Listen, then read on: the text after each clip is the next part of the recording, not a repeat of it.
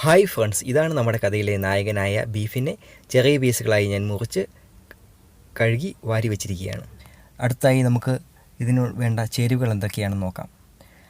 അതിനായി ഞാൻ ഇഞ്ചി, വെളുത്തുള്ളി, തക്കാളി, സബോള, 4 പച്ചമുളക്, 2 തണ്ട് കറിവേപ്പില എന്നിവയാണ് എടുത്തിരിക്കുന്നത്.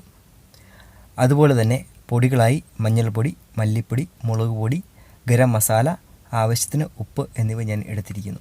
ഈ പൊടികളെല്ലാം കൂടി നമ്മുടെ ബീഫിൽ ഇട്ട് നല്ലതുപോലെ തിരുമി ഏകദേശം 30 മിനിറ്റോളം നമുക്ക് വയ്ക്കാം. ഇപ്പോൾ ഏകദേശം പൊടികളെല്ലാം നല്ലതുപോലെ ബീഫിൽ ചേർന്നിട്ടുണ്ട്. അതിലേക്ക് നമുക്ക് 1 ഗ്ലാസ് വെള്ളം ഒഴിച്ച് കുക്കറിൽ ഏകദേശം 5 വിസിൽ വരുന്നവരെ നമുക്ക് വേവിച്ചെടുക്കാം. ഇറച്ചി വെന്ത് വരുന്ന സമയം കൊണ്ട് നമുക്ക് ഇഞ്ചി വെളുത്തുള്ളി പേസ്റ്റ് ഉണ്ടാക്കാം. അതുപോലെ തന്നെ തക്കാളിയും സബോളയും ചെറുതാക്കി മുറിച്ചെടുക്കാം. നമ്മൾ എടുത്തിരിക്കുന്ന 4 പച്ചമുളക് മുറിച്ചെടുക്കാം. ഇനി നമ്മൾ ഉണ്ടാക്കാൻ പോകുന്ന പാത്രം അടുപ്പിൽ വെച്ച് നന്നായി ചൂടായതിന് ശേഷം അതിലേക്ക് ആവശ്യത്തിന് എണ്ണ ഒഴിച്ചു കൊടുക്കാം. എണ്ണ നല്ലതുപോലെ ചൂടായതിന് ശേഷം നമുക്ക് നേരത്തെ ഉണ്ടാക്കി വെച്ചിരിക്കുന്ന ഇഞ്ചി വെളുത്തുള്ളി പേസ്റ്റ് നമുക്ക് അതിലേക്കിട്ട് നല്ലതുപോലെ ഇളക്കി കൊടുക്കാം. അതിൻ്റെ പച്ചമണം മാറുന്നത് വരെ നമുക്ക് നല്ലപോലെ ഇളക്കി കൊടുക്കാം. ചെറിയ തീയിൽ വേണം നമുക്ക് ഇത് റെഡിയാക്കി എടുക്കുവാൻ. അതിനുശേഷം അതിലേക്ക് 1 തണ്ട് കറിവേപ്പിലയും 2 പച്ചമുളകും ഇട്ട് കൊടുത്ത് നല്ലതുപോലെ ഇളക്കി കൊടുക്കാം.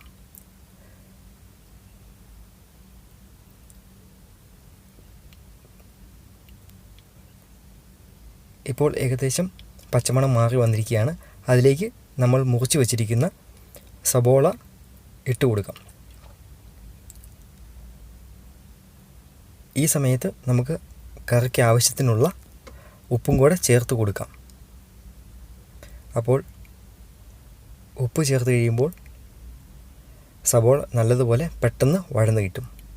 നല്ലതുപോലെ വഴന്ന് കിട്ടുവാനായി നമുക്ക് ഒരു 2 മിനിറ്റ് മൂടി വെച്ച് നല്ലതുപോലെ വഴന്ന് വരുന്നവരെ വെയിറ്റ് ചെയ്യാം. ഇപ്പോൾ ഞാനിവിടെ ഒരു പ്ലേറ്റിൽ മഞ്ഞൾപ്പൊടി, മല്ലിപ്പൊടി, മുളക് പൊടി, മീറ്റ് മസാല എന്നിവ എടുത്ത് വെച്ചിട്ടുണ്ട്. ഇപ്പോൾ നമ്മുടെ സബോള നല്ലതുപോലെ വഴന്ന് വന്നിരിക്കുകയാണ്. അതിലേക്ക് നമ്മളിപ്പോൾ എടുത്തിരിക്കുന്ന എല്ലാ പൊടികളും കൂടി ചേർത്ത് നല്ലതുപോലെ വഴറ്റിയെടുക്കാം. നല്ലതുപോലെ ഇളക്കി നല്ലതുപോലെ വഴറ്റിയെടുക്കാം.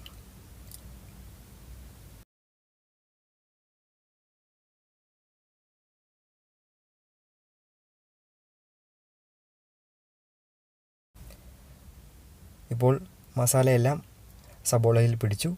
ഈ സമയം നമുക്ക് തക്കാളി ഇട്ട് നല്ലതുപോലെ ഒന്നും കൂടെ വഴറ്റിയെടുക്കാം.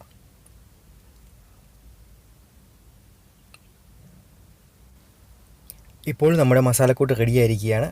ഇതിലേക്കാണ് നമ്മൾ നേരത്തെ കുക്കറിൽ വേവിച്ച് വെച്ചിരിക്കുന്ന ബീഫിട്ട് ഇളക്കി യോജിപ്പിച്ച് ഏകദേശം ഒരു 10 മിനിറ്റോളം നമുക്ക് ഒന്നും കൂടെ ബീഫ് വേവിച്ചെടുക്കാം. നല്ലതുപോലെ മിക്സ് ചെയ്ത് ഇളക്കി കൊടുത്ത് വേവിച്ചെടുക്കാം. ഈ സമയം നമുക്കൊരു പാത്രമെടുത്ത് 2 ടേബിൾ സ്പൂൺ എണ്ണ അടിച്ച് ചൂടാക്കിയെടുക്കാം. എണ്ണ ചൂടാകുമ്പോഴത്തേക്കും അതിലേക്ക് നേരത്തെ ബാലൻസ് ഉണ്ടായിരുന്ന കറിവേപ്പില ഇട്ട് കൊടുക്കാം. അതിലേക്ക് നീളത്തിൽ കീറിയ ഒരു പച്ചമുളക് ഇട്ട് കൊടുക്കാം. അതിനുശേഷം പെരിഞ്ചീരകമാണ് നമ്മൾ ടേസ്റ്റ് കൂട്ടാനായി എടുത്തിരിക്കുന്നത്. 1 ടേബിൾ സ്പൂൺ പെരിഞ്ചീരകം ഇട്ട് ഒന്ന് മൂപ്പിച്ചെടുക്കാം. അതിലേക്ക് നമ്മുടെ എരിവിന് ആവശ്യമായി കുരുമുളക് പൊടിയാണ് ഞാൻ ഇട്ടിരിക്കുന്നത്. ഇപ്പം ജസ്റ്റ് ഒന്ന് മൂത്ത് വന്നിട്ടുണ്ട്. ഒരു 2 മിനിറ്റായി. ഇതെടുത്ത് നമുക്ക് തിളച്ചുകൊണ്ടിരിക്കുന്ന നമ്മുടെ ബീഫ് കറിയിലേക്ക് നമുക്ക് ഇട്ട് കൊടുക്കാം. ഇപ്പോൾ നമ്മുടെ കഥയിലെ നായകൻ തിളച്ച് വന്നുകൊണ്ടിരിക്കുകയാണ്. നല്ല മണം വരുന്നുണ്ട്. ഈ സമയം നമ്മുടെ കറിയുടെ ടേസ്റ്റ് നമുക്ക് ചെക്ക് ചെയ്ത് നോക്കാം. നമുക്ക് ഏതെങ്കിലും പൊടി കുറവാണെന്ന് തോന്നുകയാണെങ്കിൽ അത് നമുക്ക് ആഡ് ചെയ്ത് കൊടുക്കാം. ഓരോരുത്തർക്കും ഓരോ ഇഷ്ടമാണ്. അതുകൊണ്ട് ഞാൻ അതിൻ്റെ കണക്കൊന്നും പറയുന്നില്ല. നിങ്ങളുടെ ഇഷ്ടത്തിനനുസരിച്ച് പൊടി നിങ്ങൾ ചേർത്ത് കൊടുക്കുക. ഈ സമയം മല്ലിയില ഇഷ്ടമുള്ളവർക്ക് മല്ലിയില ആഡ് ചെയ്ത് കൊടുക്കാം. എനിക്ക് മല്ലിയില ഇഷ്ടമില്ല, അതുകൊണ്ടാണ് ഞാൻ ഇടാത്തത്. അതുപോലെ കറിക്ക് കൂടുതൽ ടേസ്റ്റ് കിട്ടുവാനായി നമുക്ക് വേണമെങ്കിൽ സബോളയ്ക്ക് പകരം നമുക്ക് ചുവന്നുള്ളി എടുത്ത് നമുക്ക് ചെയ്തെടുക്കാം. കറി നല്ലപോലെ ആക്കിയെടുക്കാം. അതുപോലെ തന്നെ കറിക്ക് ചുമന്ന കളർ കിട്ടണമെങ്കിൽ കാശ്മീരി ചില്ലി ആഡ് ചെയ്യാം. ഈ വീഡിയോ നിങ്ങൾക്ക് ഇഷ്ടമായെന്ന് പ്രതീക്ഷിക്കുന്നു. അങ്ങനെയെങ്കിൽ ലൈക്ക് ചെയ്യുക, ഷെയർ ചെയ്യുക. താങ്ക്